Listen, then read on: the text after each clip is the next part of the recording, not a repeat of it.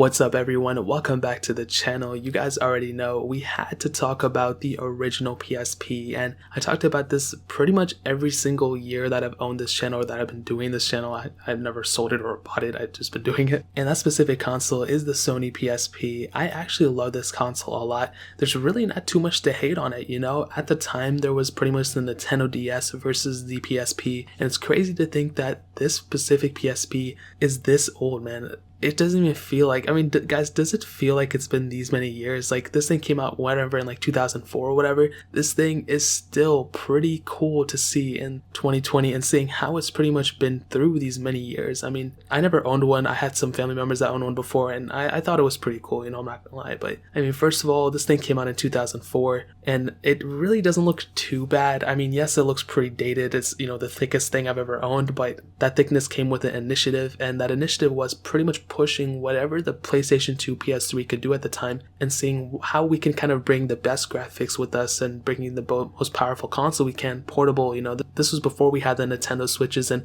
even competent phones that could actually run full-on games. Now we have like emulators and stuff. We have the PPSSPP, which I've done 30 tutorials on how to install it, but this console was the one that started it all, and it's really interesting how they did this. And of course with the DSi and the DS Lite and the original DS, that was its main competition, but the biggest advantage with the PSP wasn't its, you know, crazy game selection, wasn't its, you know, its software or anything. It was pretty much its graphical intensive gaming, and that's one of the biggest advantages for it. And looking back at it from now, I mean, yeah, it doesn't look cool. It doesn't look like the super nicest thing ever. There's a bunch of bezel on it. I think a lot of people are going to say that, but it has the headphone jack, so that's all that really matters. But this thing pretty much brought over, as well as the DS Lite and DS, brought over the mobile gaming that we have nowadays, and that's super important. A lot of these games and a lot, you know, like Midnight Club, Need for Speed, you know, Call of Duty, all those games that were for the PSP, those type of games are pretty much what we play nowadays on a mobile device. So the PSP really pushed over that initiative of mobile gaming, which was really cool. That kind of bit Nintendo and Sony at the same time, because